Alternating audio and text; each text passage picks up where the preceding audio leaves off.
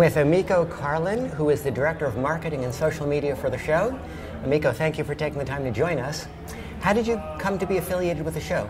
Well, I'd gotten off the road in 2018. My career is as a touring musician, keyboard player, and composer. And a contact of mine had called me and said, would you like to come do video hosting and some social media promotions for this hi-fi show? And I said, yeah, okay, what does it entail? And then they told me, and I came for the 2018 show. That was my first show. And by that Sunday night, I was hired as Director of Marketing. What special challenges did you face trying to market the show during a pandemic? Well, I think this year was very unorthodox in as much as there are a lot of health regulations. Of course, health and safety is our first concern. I know everybody says that, but it really is true for us because we want to make sure that everybody has the opportunity to have a fun time, but still a safe time. We are also the first show in the country to open, and so there were a lot of people rooting for us. There were a few people who were not rooting for us, to be honest with you. Well, you always have that. We always have that, that's right. Has the exhibitor response exceeded your expectations? It seems like you have a lot more rooms sold than I was expecting even. I will now say it. I have been waiting for the past couple of weeks to say it.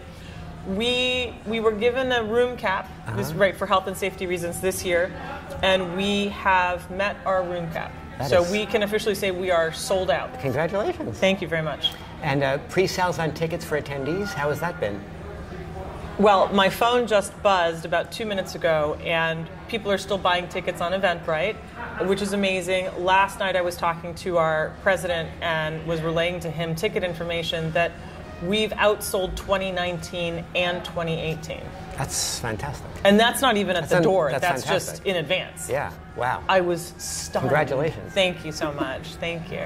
Well, thank you so much for taking the time. I know you're crazy busy. Really appreciate you sitting down with me. No worries. Thank you so much. It was a pleasure.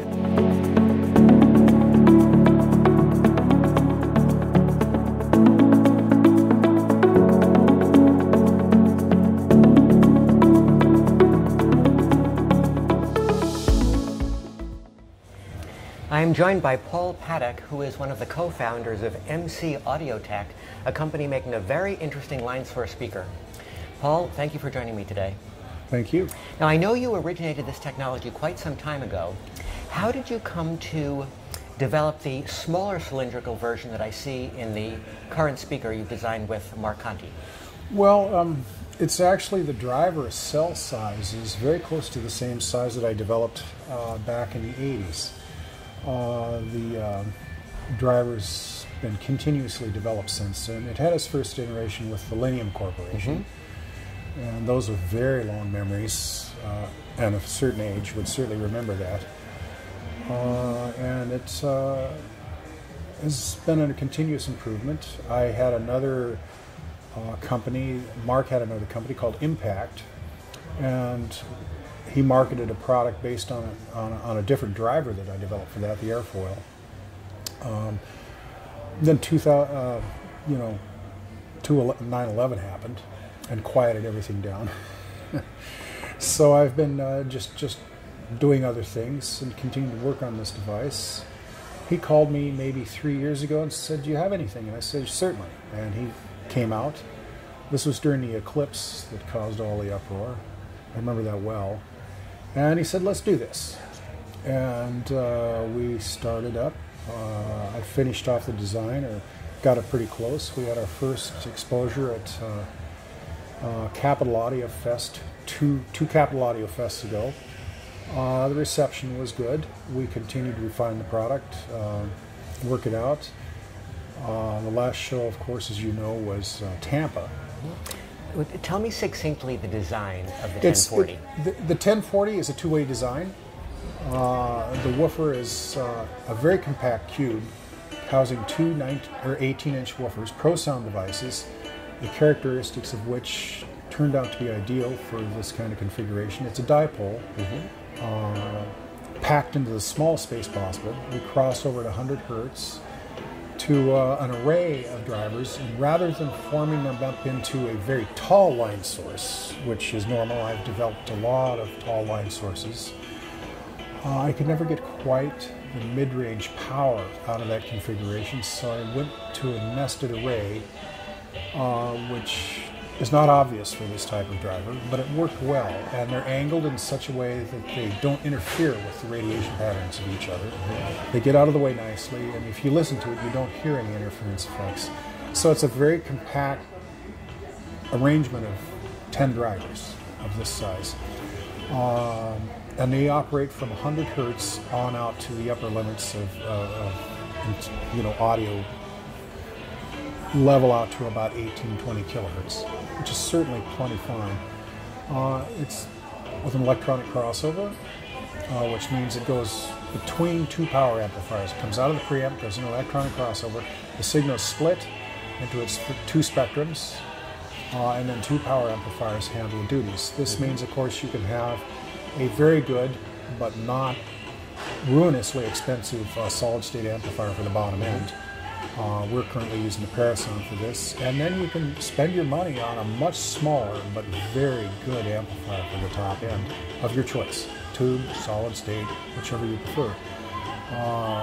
We are about to have a review come out where every year we use single-ended tube 18-watt amplifiers for the top end. Good. And a 28-watt tube amplifier for the bottom, which, is a very expensive approach, but I gather he liked it. It's just, you spend your money on what you wish. It's a very simple system. It took a long time to develop. I think the woofer, and I have a handful of patents in woofer design. This finally is one I'm really happy with. Tell us a little bit more about the exact construction of the driver itself. The driver is a pair of plastic sheets that are joined at the middle, and they're formed into a cylindrical shape, driven at their center point by a long linear voice coil and a dual magnetic gap. This is a system I developed back in the 80s, and I've continued to work with it and refine it. Haven't been able to improve it at all other than its basic function in that. What happens is you set up a shock wave or a traveling wave in the two plastic membranes. It ripples through the plastic and expends their energy as sound. It gains its predictability by the curvature of the device, of the plastic leaves. Covers a very broad frequency range, in our case from 100 hertz on up, smoothly, without off-axis misbehaviors, which is why many speakers sound rather rough in a room, and you have to go through extensive damping to get them to sound right. It's we're able to set the system up. Every room we've come to a show and set it up, we've done no room treatment. We've set them up and it's worked. Because the array is curved both at the top and the bottom and at the sides, yes, I think you achieve much greaher off-axis response than a line source, typically like a electrostatic speaker, for example. A line source, an electrostatic is a panel, and it behaves. The bigger your radiating area, it varies with frequency. Dispersion collapses with increasing frequency, and so large panel electrostatics typically have a very narrow dispersion pattern, and so they stack them up to at least get vertical size. Many of them angle them. The best approach was Martin Logan's, which actually curved the whole system, and that was a beautiful approach. Very nice design. The reason I was excited to speak to you, I've loved planers and line sources my whole life. My first speaker was the Magnepan, and I've had 3 different Martin Logans over the course of 20 years. So I was very interested in your wave line source driver. Yes. One of the early systems I heard as a youngster were the Magnepan or the Magneplanar Timpani 1Cs, and I thought they were wonderful sounding. Yeah. On large scale music, they were. Yeah. I don't think they'd be embarrassed today. Now I understand the size format of your current 1040. It's medium sized, but it's attractive for a normal home room. What compromises did you have to make to achieve that relatively compact format? I understand you have the 2 folded 18-inch drivers, By folded, does that mean they're back? You have the two 18-inch drivers back to back? Yeah, they're back to back. I was issued a patent on that many years ago. It may have lapsed, I'm not sure. But it was a way to put two very large woofers in as compact a space as possible. They operate as dipoles. Well, it's great that you achieve the dipole radiation as a result. And it's required, they're exceedingly sensitive. They're ProSound devices. So they're very capable of handling very high power inputs. They are very sensitive. I think 97 dB rating on each driver. 700 or 800 watts continuous power handling each driver. So the woofers basically aren't working. They're moving hardly at all to achieve the outputs we desire. It worked out really well, and it's the first woofer I've had in over 40 years of design trying to make woofers to work with this device that have actually pulled it off. It's seamless. They're delicate sounding. They do all of the things you expect of a great small woofer to do. They're capable of quite enormous output powers, which is what you hope for in a great woofer. They do it all. And they're off-the-shelf ProSound drivers? They're off-the-shelf ProSound drivers. Now, I understand the hybrid crossover is active low pass to the woofers. Yes. And does the array receive a full range signal, or does it receive a high pass signal? Through a capacitor, it receives a signal, and it too is quite sensitive. I think if you measure total output power of the array, which is all the drivers, all of its frontal output, which is difficult to do because you'd have to take measurements around the thing and average them. It's in the upper 90s. Each driver achieves a 91, 92 dB sound pressure level. Law of doubling with 10 drivers means you're in the, 2 drivers would give you plus 3 dB. 4 drivers is going to give you another plus 3 dB. 8 drivers is going to give you, say 3, 6, 9. You're over 9 dB gain with all the drivers, and if you're at 91, 92 dB with one, you can see where you're at with the array. It's very high. It's great to be able to use SET amplifiers. You can if you want to. I don't own any, but... Now, how did you come up with the double curved array? Did you experiment with listening and off-axis response? And how did you come up with the exact structure you have? Well, the device itself collapses vertically. It becomes a horizontal dispersion. It's limited vertically, probably at upper frequencies, just a few degrees. So I arrayed them so that they achieved very good vertical dispersion, but not excessive, on 4 drivers, linear drive. And then I wanted the other 6 drivers as close as possible so that you get good mid-range coupling. Line sources are typically very bad this way. So I grouped them in tightly and angled them in such a way that they don't interfere with each other. So the system is coherent without the kind of peaking and valleys that you get when you group drivers together. And each driver receives a full range signal. It's not like a frequency-based phased array or something. No. You can do that kind of thing. Quad did that magnificently in the 63, where they divided up a panel and did some really wonderful things that way. Yes, these are all just angled carefully, and the signal is not massaged in any way.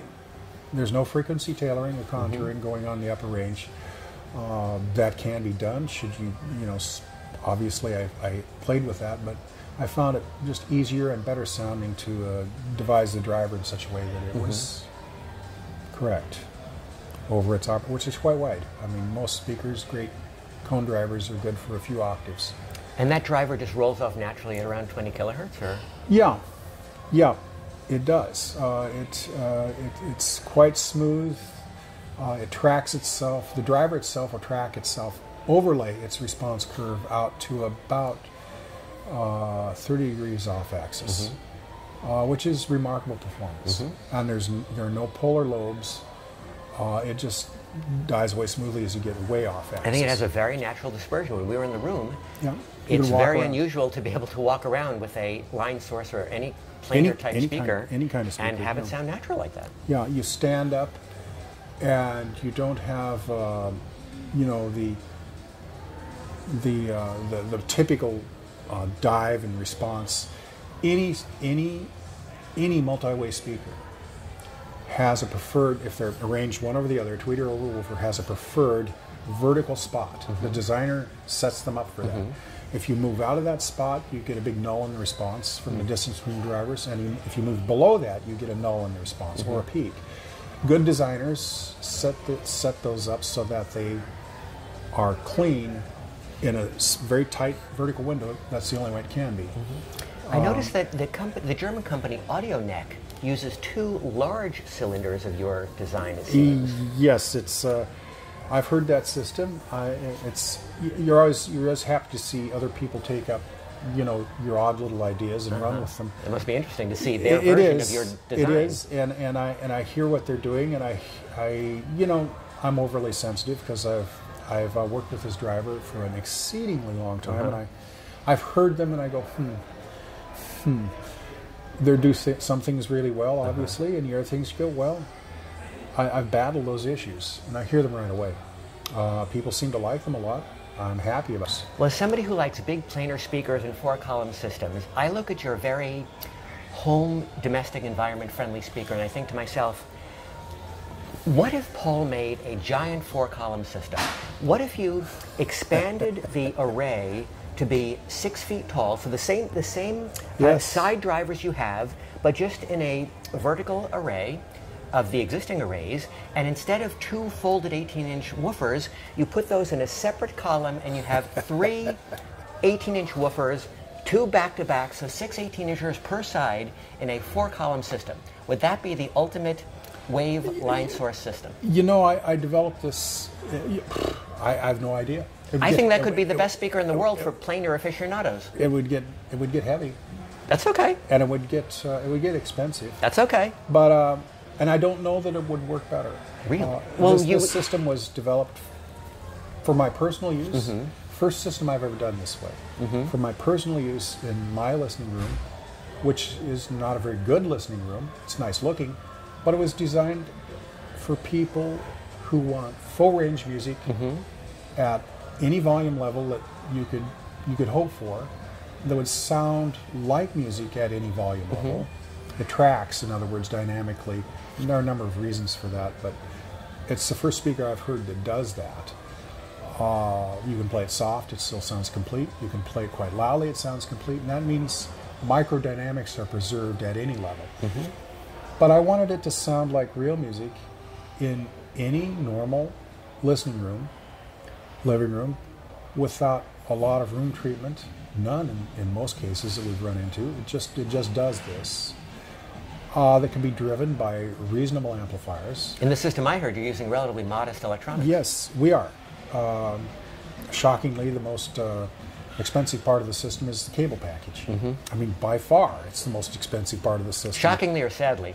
Well, it's just, you plug in all this stuff and you go, yeah, I can hear that this makes a difference. Yeah. Do you like tubes on the array? Oh, I love tubes. And the best solid state stuff I really like too. The small pass labs are simply wonderful. The SIT series? Yeah, well, I don't know what they are, but we've had them. We've displayed with them. Mark has owned them. The burning devices are 18 pounds. You get the big solid state, Class A solid state, and you're dealing with something that you don't want to move because it's just darned heavy. Right. It's nice, it works. And my love for heavy things fades every year. But I happen to make a speaker that's kind of heavy, so I can't. Well, I thought it sounded absolutely wonderful, even on the modest electronics. Yes. And I was just very curious to hear more about the design and the background to it. Yeah. And I very much thank you for taking the time to speak with me. Thank you very much. Thank you, Paul.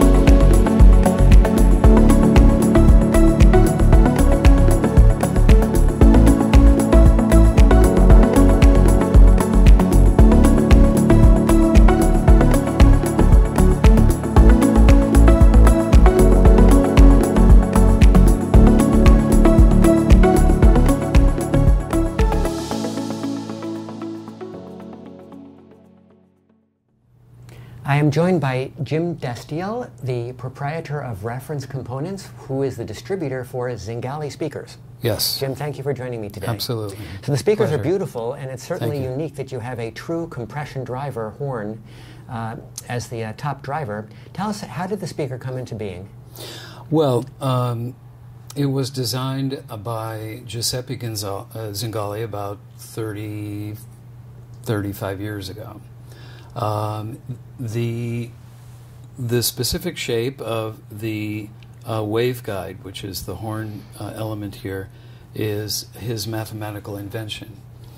And what makes this unique is its wood material rather than resin or metallic. So it has a very natural sound. And I see as you go up the model line, the drivers, you have additional drivers as you go. So what does one accomplish by going up the model line and increasing the number of drivers? The next step up the model line still has the same basic design. It's the horn and the woofer, the paper woofer. Beyond that, the higher models have 3 drivers, but includes a horn. Each model includes a horn.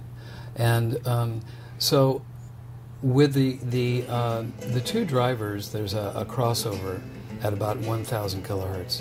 So the horn is actually handling the high mids as well as the highs. With the 3 driver design, it's a little more specialized.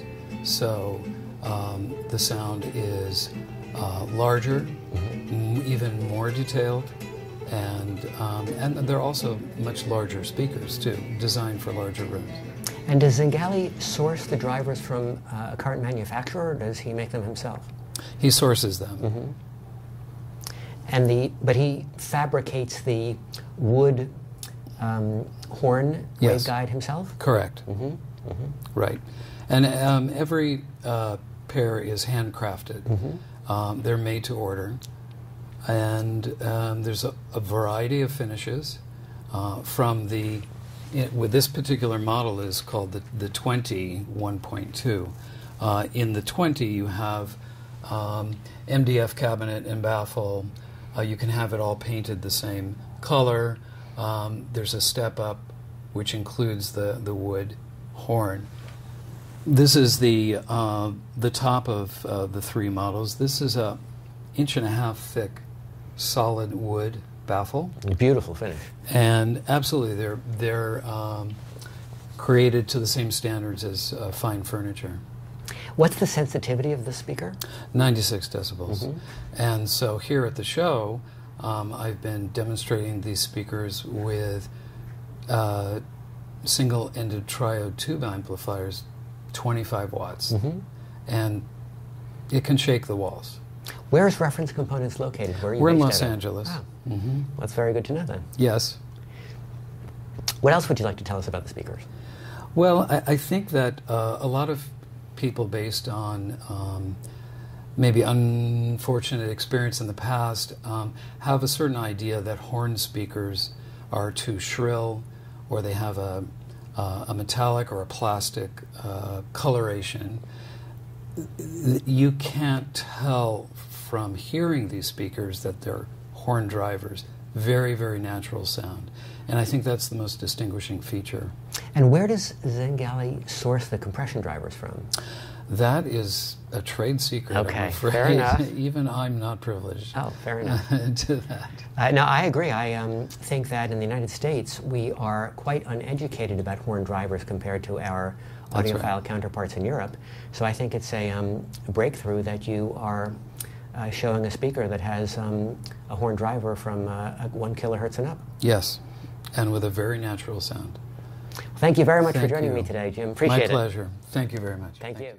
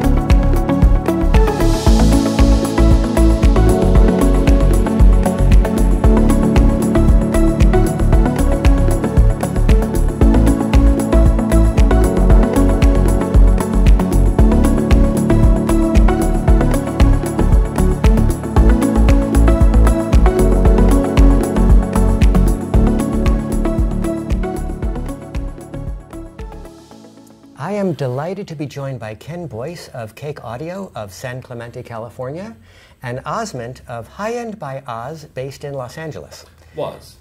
Where are you now? Virginia. Oh, I did not know that. Okay, well, this is breaking news then, at least as far as I'm concerned. Good to know. I am very happy to be here, particularly because I, for one, myself, have been very curious to hear the Alsavox. Ever since very, very positive reports have been coming out from Munich about the Alsavox, I wanted to hear it myself. So I guess this is really the first time audiophiles have been able to hear it on the West Coast. Yeah, that's true. How did you come to be a dealer of Daniele Cohen? Well, I've always been a fan of, as you know, panel speakers. Personally, before being in the business, I owned the Apogee Studio Grands. I love them, but they took a tremendous amount of power, and the woofer section didn't really integrate that well. I later went to Magnapan, to 3.7s. Can't buy a better speaker for the money than that. But they lack the bass, so you try to add a subwoofer, but there's some compromises in the integration of that with the panel, I think. But a terrific speaker. And then I went on to become a dealer for some other brands. I won't mention so much, but great speakers nonetheless. And I just kept pursuing the idea of a panel speaker. I love the big open sound stage that a panel can deliver, unlike a traditional box speaker. So I was at Rocky Mountain one year and I heard these briefly, and I was very intrigued.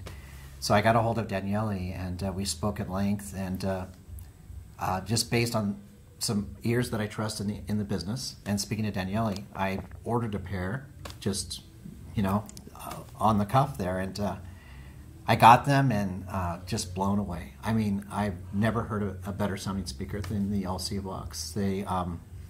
They're full range.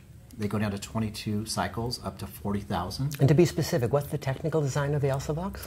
It's a magnetic ribbon, so it's unlike an electrostat, which is charged. This is a panel that's surrounded by a magnetic structure, a rare earth magnet, and that lends to the 94 dB efficiency. So you can, at 94 dB efficiency, you could run these with a very modest amplifier, even tubes. I think Daniele himself runs either an 18 or 20 watt tube amplifier when he plays his. And he has the Botticelli, or he uses the Caravaggio, or? I think he probably alternates because, he's the designer and builder, so he can probably switch them in and out. But I think when he told me at the show, the Botticelli, he used a 18 or 20 watt amp, and he loved it. And so it's really great that way. You have a lot of flexibility in your amplifier choice. Unlike the days of Apogee, like I mentioned, I was an owner of Apogee, and you had to have the big Krell amplifiers. Remember those? Well, what's the difference in technical design that allows this speaker to be so much more sensitive than the Apogee? I spoke to Daniele about that, and I think a lot of it has to do with the magnets, the magnet structure, and the quality of the rare earth magnets he uses, and the amount of them. I can't remember off the top of my head how much this speaker weighs, but I think it's around 250 pounds, thereabouts, and it's largely due to the magnets. What is the sonic benefit of upgrading to the outboard crossover? Well, it's funny, when I first ordered the speakers, I didn't opt for that option. I just got them with the internal crossover. And I had them for a couple months, and I was just floored by how beautiful they sounded. And then I spoke to Daniele, I go, what's the benefit? I can't imagine it could be any better than this. And he said, it is a little better. So I go, okay, go ahead and send them to me. And yeah, sure enough, it was an improvement. But I think if I hadn't heard them with the optional crossover, I would have been happy. But now hearing them with the outboard crossover, it's definitely worth it. Have you actually heard the Caravaggio as well, or your experiences with these Botticellis? Just the Botticellis. That's the only one I've heard. And what has been your experience? Have you experimented with tubes on the panels at all? Or you've been strictly solid state so far in your personal experience? Just solid state at this point. Oz here, he's an importer for Thrax. And they make some wonderful tube gear, and we're going to... That Parallel 300B. Yes. I like that. So we're going to try that on the Alsavox. That'll be fun. Yeah. Because I'm kind of a tube person also. I like tubes as well. And so I'd like to try that. Yeah. Oz, how did you come to be appointed North American distributor of Vitus Audio of Denmark? Well, I was a dealer initially when I first came to the U.S., but of Vitus and several other brands. But we were always in talk of becoming the distributor for Vitus, and my roots were distribution. Therefore, as soon as I moved to distribution, it was just a just a matter of handshake, to be honest with you, because we knew each other for many, many years. And how did you come to collaborate with Ken? Well, Ken I know was Ken's a dealer for you for Vitus. Ken was a dealer prior to me becoming the distributor, but right after I took on, I have shaken up the whole distribution network, and the only one left from the previous times is Ken, because he was very devoted to the brand, he knows the brand, and he's doing a fantastic job in promoting the brand, so we work really well with Ken. And which model of Vitus are we listening to here today? Today, Ken curated a very good system. We're going to be listening the SS103 stereo power amplifier from the Signature series, which is a 50-watt Class A per channel. It is a beast of an amplifier, 2.2 kilowatt transformer inside. It is switchable to Class AB if you need to. That's 150 watts at 8 ohm RMS, all these values. Then we will have the SL103 line stage, which is from the Signature series, and the SP103, which is the phono stage, which has its own outboard power supply, and also the brilliant SCD25, which is a CD player / DAC. Great. Well, thank you very much, gentlemen. Let's listen to some music. Sure.